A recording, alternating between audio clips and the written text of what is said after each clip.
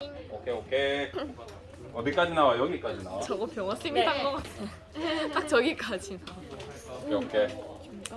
얘들아 우리 면역을 얼추 끝냈다 그죠? 네. 그래서 비특이적 면역부터 후천성 면역까지 우리가 얘기를 했었고 이다음 혈액형 한다 했는데. 이제 혈액형 가기 전에 몇 가지 할 겁니다. 우리가 배웠던 면역을 막상 그림으로 그리면 양이 별로 안 된다 그랬죠? 그런 얘기 했는지 모르겠다. 병원체가 있다? 개복치가 쓰는.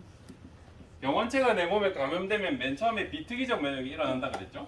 그래서 누가 와서 뭐 대시. 대식세포가 대식이라 적으면 안 된다. 대식세포가 이 병원체를 식세포 작용을 합니다. 그리고 부가적으로 비만세포가 염증 반응을 일으키고 그렇죠? 그러고 나면 이 대식세포가 몸 밖에 항원을 이렇게 드러내주고 이걸 누가 인식해줘? 보조 T 림프구가 그림 안 그리려고 그랬는데 왜 그리려고 그래? 보조 T 림프구가 이 항원의 정보를 가지고 어디로 가요? B랑 T한테 가서 T 림프구를 활성화해서 뭘로 바꿔주냐면 독성 T 림프구 하셔도 되고 복성 T 세포라고 하셔도 됩니다. 요걸로 바꿔주고요. B 림프구는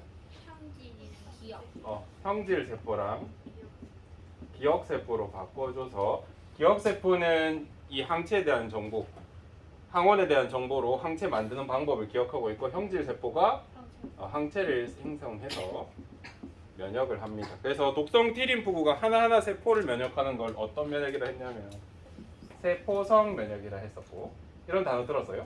네. 그 다음에 항체에 의해서 체액이 면역되는 걸 체액성 면역이라고 했습니다. 그래서 우리가 한 게 이게 다야. 글자로 보면 대식, 보조T, BT, 형질, 기억, 독성 이거밖에 없어.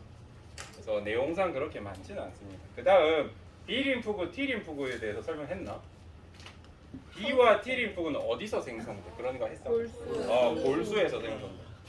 둘 다 골수에서 생성되는데 T림프구는 어디에서 성숙돼? 가슴샘, 풍선. B림프구는 골수에서 그대로 성숙까지 되면 B림프구를 한다 했습니다. 다 했네 그럼. 그러면 이제 우리가 면역 응용에 대해서 몇 가지 할 거면 면역과 관련된 느닷없는 내용들이 있거든요. 이게 수능이나 모의고사나 비문학이나 영어 지문에서 나올 수가 있어서 우리 한번 해봅시다. 요즘 장학 퀴즈도 핫하던데 그런 데도 나올 수 있다.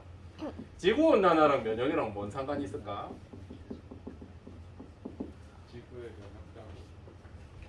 지구의 면역자용 엄청 거시적. 잉하가 녹아서 거기 맞아. 빙하라든지 호랑이로 돌아가. 지금 지구 온난화 결국 지구가 뜨거워지는 거잖아요, 그죠? 지구가 더워지면서 빙하라든지 만년설이라든지 만년설 뭔지 알아요? 뭐 높은 산들 위에 있는 녹지 않는 눈 같은 거 아니면 영구 동토층이라든지 이런 단어 들어봤어? 네. 계속 얼어 있는 땅이라고 우리가 얘기했는데 이제 녹았어. 녹다 보니까 이 속에 있던 수많은 생물의 사체라든지 바이러스라든지 세균 같은 게 이제 물을 타고 흘러내려옵니다. 그래서 이게 우리한테 영향을 줄 수 있어. 이게 왜 문제가 되냐면 예를 들면 코로나로 설명해 볼게. 코로롱이라 해야 되나? 코로나라는 단어를 계속 쓰니까 유튜브에 그거 정지 먹는다던데. 그런지 모르겠다. 코비드 19이라고. 코로롱. 코로롱이라고 예를 들면 얘는 원래 우리한테 있던 감기 바이러스가 변형의 변형을 일으킨 거예요. 그래서 예를 들어서 얘는 이런 항원, 이런 항원, 이런 항원, 이런 항원, 이런 항원, 이런 항원을 가지고 있어. 실제로 항원은 한 종류만 가지는 건 아닙니다. 정말 다양한 항원을 가지는데 얘는 옛날부터 우리랑 친숙한 항원이기 때문에 우리가 이미 삼각형, 동그라미, 네모에 대한 기억세포는 있긴 있었어. 얘가 가지는 수많은 항원들 뭐 종류가 엄청 많겠죠. 뭐 한 100가지 있다 칩시다. 100가지가 있다고 하면 최소한 3개 이상은 우리가 이미 경험해봐서 기억세포가 있어. 얘에 대해서. 그래서 얘가 들어왔을 때 어느 정도는 면역을 했단 말이에요. 요런 거라든지 요런 항체라든지 요런 항체를 만들어서 우리가 어느 정도 저항성이 있었어. 그럼에도 불구하고 많이 감염되고 아팠잖아요. 그죠? 근데 지금 여기 녹아있던 애들은 언제쯤 애들이야? 옛날 몰라. 몇만 그 정도 과거의 애들이야. 그래서 우리가 경험한 항원이 없을 가능성이 높아. 항원이 독특할 거야. 아직 진화되지 않은 옛날 항원을 쓸 거라고. 아 옛날 항원이니까 선생님 쉽게 억제하겠네요라고 생각할 게 아니라 우리 경험을 안 해봤어. 그래서 아예 이 병원체가 내가 전혀 모르는 것들을 잔뜩 가지고 있다고 하면, 그리고 독성을 가지고 있다고 하면 우리 면역할 방법이 없습니다. 물론 이것도 2주만 버티면 돼. 근데 많이 죽을 거야. 사람들이 면역 못하는 사람들이 생기겠죠. 독성이 강하다 그러면. 그래서 우리가 지구온난화와도 면역이 관계가 있다. 또 아무걸 거면 더 자가 면역 질환 얘기를 해요.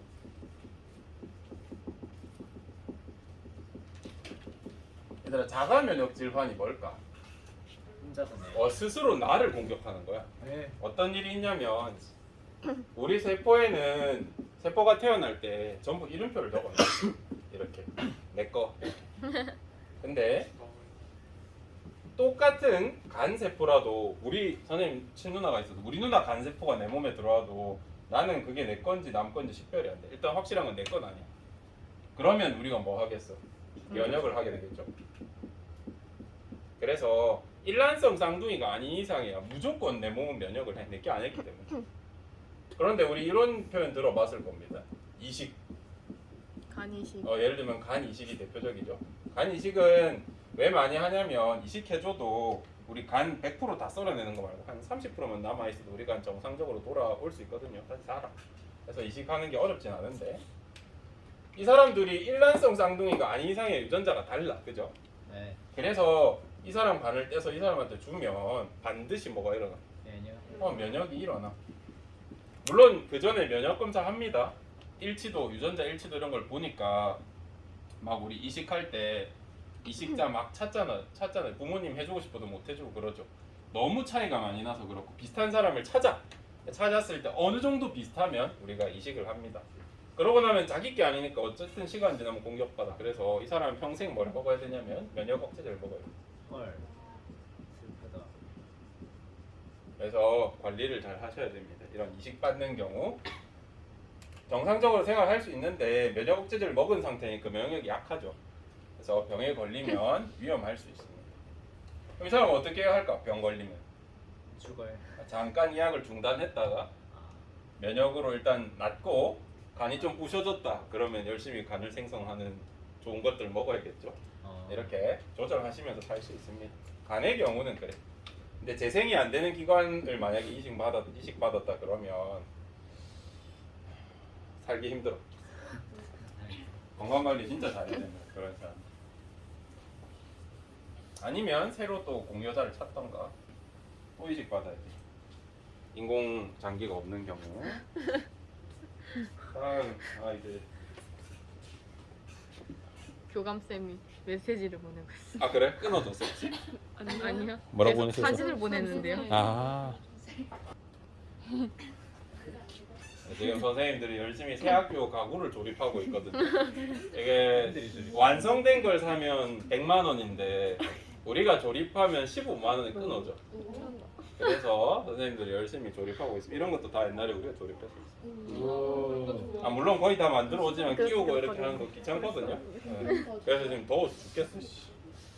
더워 죽겠어. 왜 돈이 훨씬 싸니까 일단 열심히 조립하고 있습니다. 나중에 우리가 하다 다 못하면 너희가 해야 돼. 그다음 얘들아 기생충에 대해서 생각해 본 적 있니? 네. 기생충을 요즘엔 좀 보기 어렵다, 그죠? 근데 예전에는 농약이 되게 귀하고 또 농약 쓰면 몸에 안 좋다. 또 농약이 안 씻겨나가는 농약이 많았어요. 그래서 옛날에는 애기들은 농약 있는 걸 잘 안 먹였어. 급식에도 유기농이란 개념이 아니라 그냥 농약 안 치는 식품들이 들어오고 그랬어요. 그러다 보니까 이제 잎 같은데 상추를 먹으면 여기에 기생충 알이 있으면 그냥 먹고 그랬어요. 지금처럼 깨끗하게 잘 안 됩니다. 어쨌든 저도 어릴 때 경험이 있거든요. 초등학교 4학년쯤에 맨날 똥꼬가 간질간질간질해서 뭐지 하고 이렇게 병을 탁 쌌는데 이렇게 기생충이 쫙 이렇게 나왔던 기억이 있습니다. 친구들이 꼭 경험이 있었어. 선생님 때까지는 있었던 것 같습니다. 그래서 내병 검사도 우리 쪽 선생님 살던 지방 쪽엔 했었던 것 같아요. 여러분은 안 했죠? 내병 검사 했어? 학교에 똥 가져오라던가. 그런 거 안 했죠? 그래서 배변 검사하는 날 정말 웃긴 일이 많았습니다. 우리 초등학생들한테 똥을 가져오라고 하면 별의별 일이 다 있잖아, 그지? 또 부끄러워하는 여학생들이 있단 말이야. 그럼 지네끼리 나눔을 해요. 어? 그러니까 이제 조금씩 덜어가지고 이렇게 하는 거죠. 똥을 썰어요. 근데 이제 그 친구가 기생충이 있었다. 그럼 전부 다 기생충이 있는 걸로 돼가지고 난리가 나고 그랬던 기억이 있습니다. 기생충을 나누. 아 근데 그런 거 무중약 하나를 먹으면 한 이틀 있으면 없어져. 무중약이 독하긴 하지만 한두 알 먹으면 금방 낫습니다. 저도 있었던 기억이 있네요. 저 그런 과거의 기억들이 있는데 그래서 1년에 한 개씩 무조건 무중약을 학교에 줬었어. 그런 기억이 있다. 지금은 없지만. 그리고 부끄러운 게 아니니까 그냥 약 먹고 나가세요. 숨기면 나중에 이따만큼 커져갖고 입으로 나오면 어떡하지? 아, 입으로 안 나옵니다. 기생충? 기생충 요런 게 있어. 얘는 우리 몸에서 어떻게 공격할까? 똑같아. 대시기가 가서 막 공격하고 조금씩 뜯어먹고 막 그래. 그럼 저항하겠죠? 어쨌든 얘는 저항할 때 어떻게 할까? 요 친구가 항히스타민제를 몸에서 분비해. 그래서 없는 척해. 면역세포로부터 도망다닙니다. 그래서 이 기생충들은 몸의 면역에 저항할 수 있어. 왜냐하면 생각해봐봐. 대식이랑 비만이만 억제하면 어떻게 할 수 있어? 후천적 면역 안 일어나. 항체로 막 공격하고 이런 거 안 돼요. 그죠? 그래서 얘는 비특이적 면역만 맞는 독특한 일을 하고.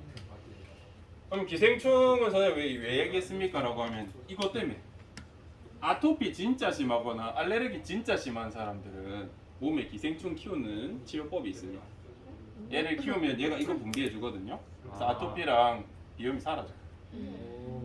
근데 잘못 컨트롤하면 이제 팔팔 나오는 그런 문제인데 적당히 잘 조절해야겠죠. 그죠? 이런 치료법도 있습니다. 요즘엔 안 쓰지만 요즘엔 약 좋은 거 많아서 잘 안 쓰죠. 몸에 기생충 키운다는 걸 되게 꺼려해서 잘 안 하는 것 같습니다. 원래 키우기. 근데 아직도 뭐 일부 나라들에서는 하는 것 같습니다. 우리나라만 좀 꺼려하지. 맞네. 아토피 심한 사람은 어떻게든 낫고 싶잖아. 근데 기생충 있는 거 몸에 있는지도 몰라. 그냥 가끔 똥꼬 간지럽고 그럴 수 있는데. 그것만 참으면 되잖아요, 그죠? 그다음에 전쟁. 전쟁? 얘들아 전쟁 때 사망률 1, 2, 3이 내가 알려준 적 있어요. 아니에요. 기억나 이거? 1학년 때 했죠. 총 인간 총 1등.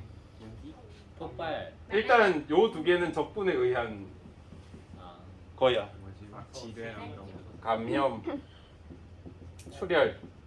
아, 얘네는 또 면역이랑 관련이 있어. 세계 1, 2차 대전 기준입니다. 대부분은 아군 때문에 죽는다고 제가. 이제 우리 호가 있고 제 일진 돌격하면 와 하고 이렇게 간단 말이에요. 그럼 뒤에서 누가 뭐 해줘? 아군이 이렇게 총총 이렇게 쏴준단 말이에요. 반대편도 똑같겠죠? 뒤에서 어머 사격하고 야 하면서 얘네도 총 쏘면서 다다다 뛰어가. 자 이런 경우에 여러분은 어떻게 쏠 건데요? 그냥 어떻게 쏜다 그래서 이거 이렇게 예쁘게 숨어가지고 이렇게 쏴? 뭐 이렇게 할래? 여기 지금 총알 지나가고 있어.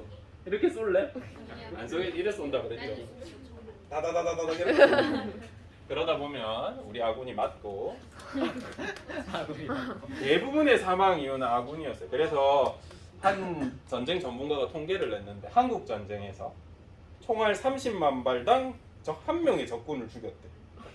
그러니까 총 계산해 보면 30만 발 쐈을 때 한 명은 제대로 맞추고 다 빗나갔던 소리입니다. 물론 전투 훈련도 잘 안 돼 있었겠지만 그 정도의 통계가 나올 정도로 최악의 적중률이었다. 거의 다 아군한테 죽었다. 그런 경우 말고 이제 포탄이라든지 2차 대전에서 그다음에 뭐 생화학 무기라든지 이런 걸 맞았을 때 몸에 출혈이 발생하거나 감염이 되는 경우가 있었어요. 얘들아 예전에는 독약이 막 별개 독약이 아니고 피를 흐르게 한다거나 혈관 터트리는 약들이 있었어. 지금은 혈관 터지면 그냥 항생제 먹고 그냥 잘 있으면 나아요. 눈 혈관 터졌다고 죽고 이러지 않죠. 지금 항생제들이 많기 때문에 병원 가면 약 준단 말이야. 근데 이때는 출혈이랑 감염이 굉장히 큰일이었다. 그래서 출혈과 감염에 대한 대비책이 나온 게 2차 대전쯤이에요. 1차 대전은 거의 없었습니다. 출혈 얘기해 줄게. 그래서 이제 출혈에 대해서 우리가 저항할 수 있게 된 기술이 이제 수혈이잖아요. 수혈의 역사에 대해서 잠깐 얘기하면 뭐 세계의 수많은 발견들, 발명들이 사람을 살렸는데 수혈법을 만든 사람, 발음이 안 되네. 수혈법을 만든 사람이 세상을 꽤나 많이 살렸다고 랭크됩니다. 3위 안에 들어가. 그 사람의 이름이 란트 슈타이너입니다. 이 사람 독일계 미국인이라고 들었고 이제 열렬히 사랑하는 여자친구가 있었어요. 데이트하다가 여자친구가 마차에 치여. 어떻게 그렇게 맞췄지? 서양인이라. 옛날 교통사고. 마차에 치였어. 왜냐하면 그 시절 생각을 해보면 지금 우리 자동차는 브레이크 밟으면 그냥 서잖아. 근데 그때 말줄 땡긴다고 말이 섞까 잘 안 서. 잘 안 서고 그 다음에 말들이 이렇게 땡기다가 다칠 바에는 사람을 치는 게 낫다고 생각할 시대였습니다. 비싸니까. 말 엄청 비쌌거든요. 그래서 이렇게 지나가던 해민 일이 이렇게 피를 흘렸습니다. 어떻게 해야겠어? 의사가 피를 많이 흘렸대. 데려오기도 힘들었지만 그래서 수혈을 해야 된대요. 그래서 수혈을 해줍니다. 자기 피를. 그래서 온몸에 응집 반응이 나서 죽었어. 왜냐하면 그때는 수혈을 해서 사는 경우도 있었고 죽는 경우도 있었어. 근데 분석이 안 돼 있었죠. 혈액형은. 그죠? 그래가지고 이 사람이 평생 연구를 바쳐서 ABO식 혈액형을 만들어낸 거예요. 발견을 했어. 어떻게 하면 된다. 그래서 정말 대단한 일을 했죠. 근데 이 사람이 말년에 또 어떤 일이 있었냐면 열렬히 사랑하는 여자친구가 있었어. 또 있었어. 또요? 아니 젊을 때 이랬으니까 늙었어. 미국이라고요, 미국. 너무 우리나라 유교적 정절을 대입하지 말라고. 20대에 다쳤을 수 있잖아. 60대에 사랑하는 사람이 생길 수 있잖아요. 알겠죠? 열렬히 사랑한다고 한 명만 사랑하지 않아요. 두 명 사랑할 수 있다. 없으니까. 이 사람도 이 사람의 행복을 바랬겠죠. 그래서 열렬히 사랑하는 사람이 생겼고 비슷한 사건이 생겨. 여기 낙상을 입었나 그랬던 것 같아요. 정확한 모르겠습니다. 또 놓쳤어. 그래서 또 출혈이 많이 일어나서 다행히 란트 슈타이너도 A형, 여자친구도 A형이었어. 그래서 수혈을 해줬다. 근데 또 죽었어. 이거는 못 밝히고 죽었단 말이죠. 근데 나중에 맞아요. 결국 다시 피 수혈을. 이 란트 슈타이너 아저씨는 RH 플러스였고 RH 마이너스였어요. 놀랍게도 외국에는 서양 쪽은 RH 마이너스가 더 많습니다. 한국은 RH 마이너스가 정말 적은데 서양 쪽은 많습니다. 어쨌든 이건 뒤에 밝혀진 사실이고 그래서 왜 죽었는지 끝까지 모르고 그렇게 슬픈 기억이 있습니다. 수혈 하다 죽고. 다 수혈하다가 죽었어. 그러니까 피를 바친다는 건 그때는 되게 대단한 일이었거든요. 그랬는데도 돌아가셨기 때문에 낙심했겠죠 많이. 그래서 보면 우리 그거는 알았어. 혈액과 혈액이 만났을 때 대부분의 경우 응집이 일어나는 거야. 피가 떡져버려. 선지국처럼 이렇게 돼. 피가 이렇게 응고돼가지고 이렇게 혈관이 다 막혀서 죽고 그랬단 말이야. 그래서 옛날 과학자들은 이걸 두 가지 원인으로 분석했습니다. 응집하는 원인 물질이 있다. 그리고 응집하게 만드는 어떤 요소가 있다라고 해서 응집원과 응집소라는 개념으로 처음에 설명을 했고 이게 나중에 우리 과학기술이 발전하니까 응집원이 알고 보니까 적혈구에 있는 항원이었어. 응집소가 나중에 알고 보니까 적혈구 말고 누군가 혈액에 있는 항체였어. 항체.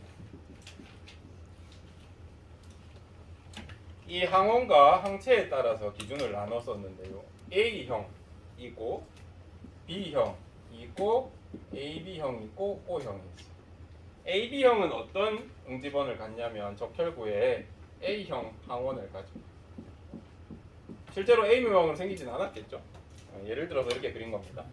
B형은 B형 항원이 있는 거야. AB형은 어떻겠어? A랑 B랑 맞아. A도 있고 B도 있고 A도 있고 B도 있고 하면 대충 그래요.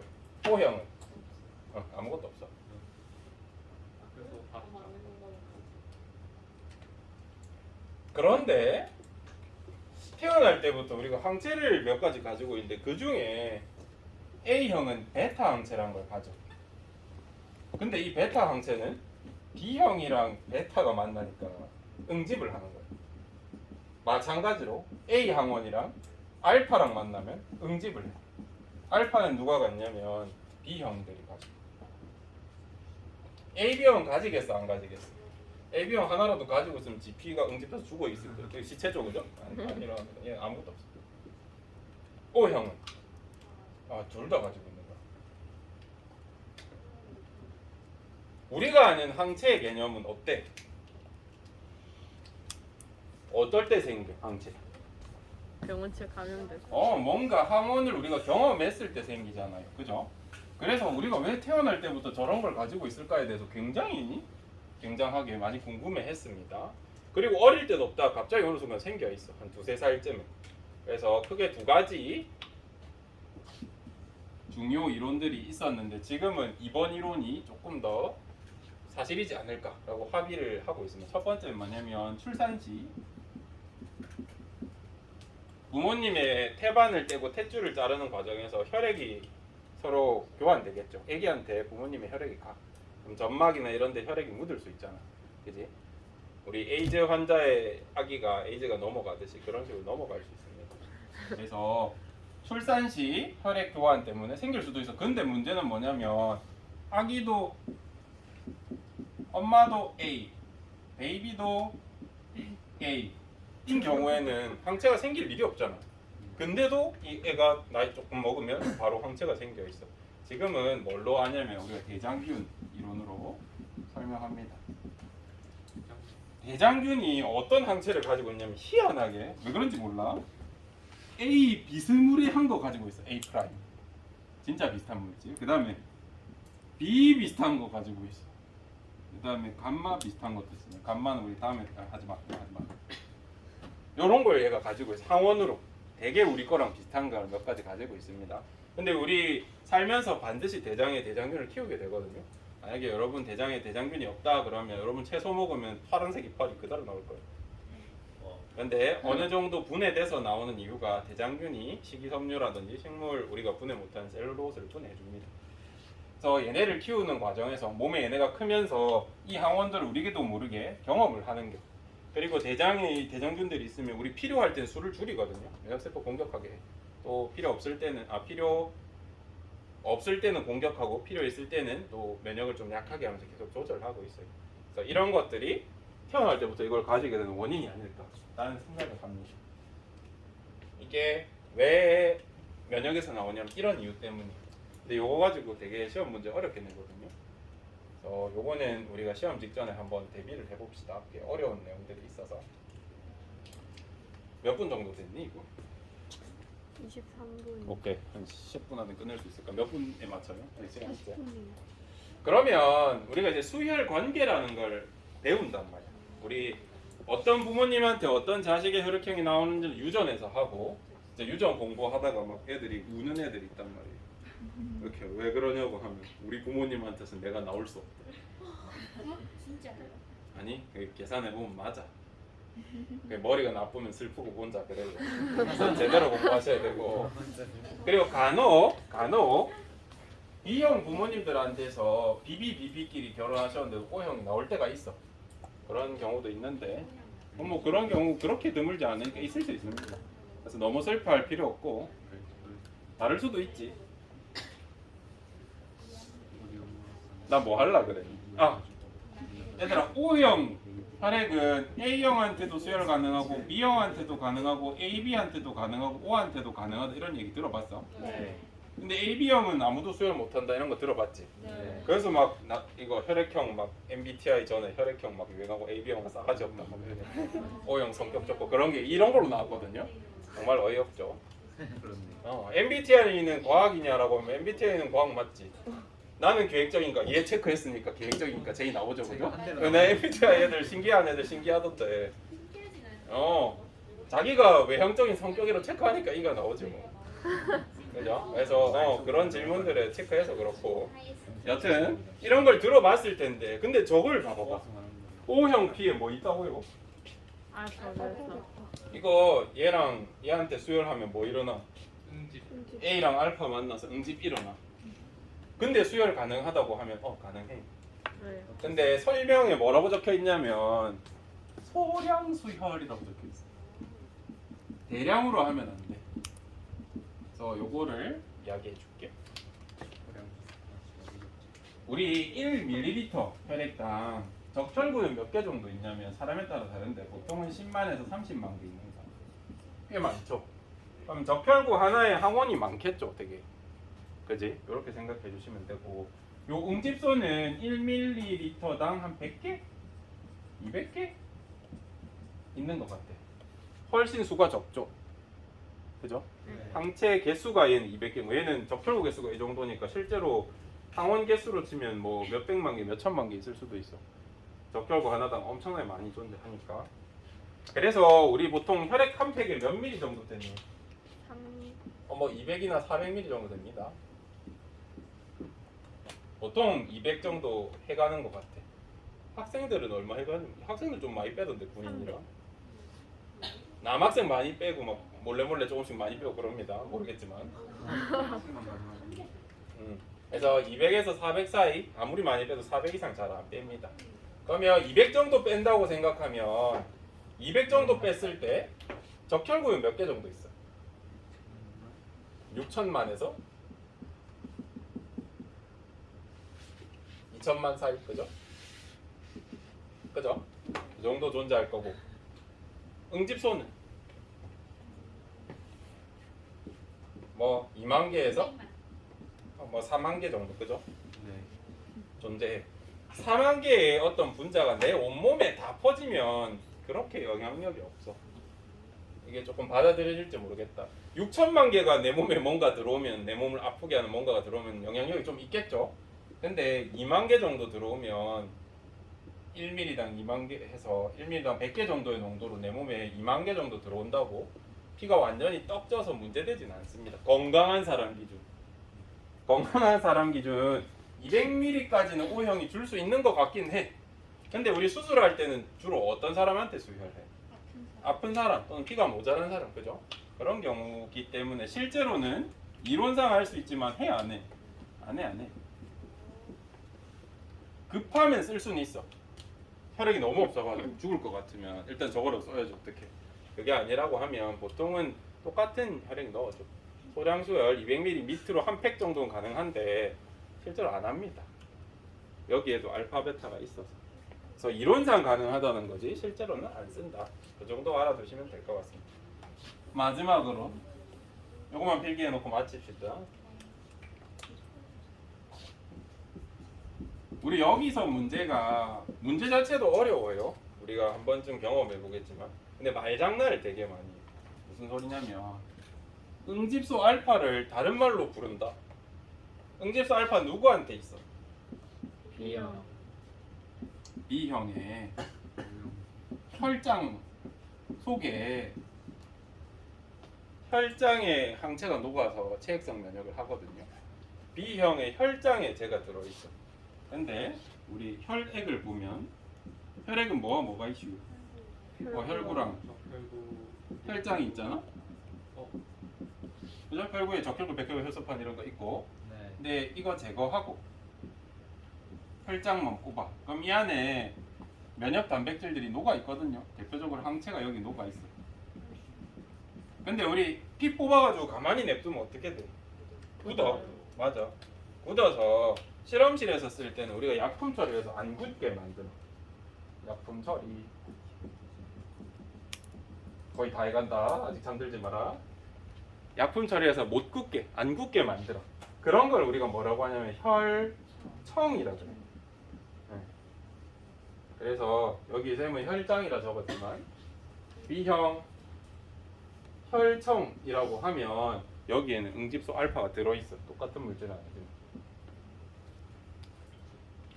그 다음 한 개 더 있어. 봐봐. 응집소 알파는 누구를 억제해? 누구를 응집시켜? B. A. A형 P가 못 들어오게 하기 때문에 A형 P를 억제해. 그래서 안티-A라고 불러.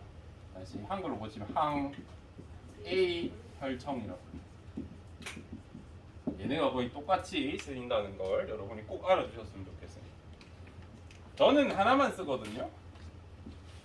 예를 들어서 뭐 1번 문제 이렇게 적었어 처음에 응집수 알파로 적었어. 그럼 끝까지 응집수 알파로 적으면 돼. 근데 수능이나 모의고사 문제 이 말 썼다 저 말 썼다 하는 경우 간혹 있다. 진짜로 있으니까 대비를 하셔야 됩니다. 그럼 마찬가지로 응집수 베타 생각해보자. 응집수 베타는 어디에 들어있어? A형의 혈청. 혈장에 들었으니까 우리 실험실에서는 혈청이라고 부르면 되고 처리한 혈청이 있고 얘는 어떤 피를 붙여? 그래서 항 비혈청이라고 해요. 어렵지? 이거 지금은 끄덕끄덕하지만 나중에 문제 때 보면 헷갈릴 수 있습니다. 연습을 많이 하셔가지고 갔으면 좋겠어요. 자 일단 다 했으니까 이렇게 하면 면역은 끝이고 다음 시간에 한번 정리만 하면 우리가 바로 생태계 들어가도 될 것 같습니다. 끝. 끊어줘.